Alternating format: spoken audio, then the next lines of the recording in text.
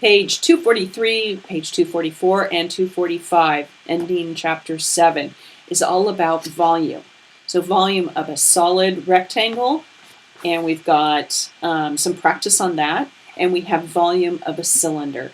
So on the rectangle, it's length times width times height, as you can see. And on the next page, what I want you to do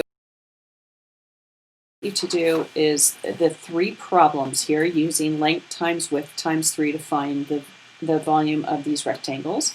Now the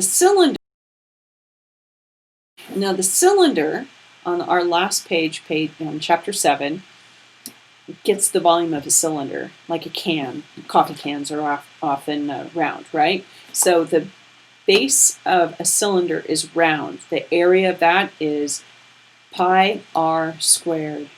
Pi r squared times its height. So as the example, pi times 6 squared times 12. And the volume is 1356.48 cubic centimeters.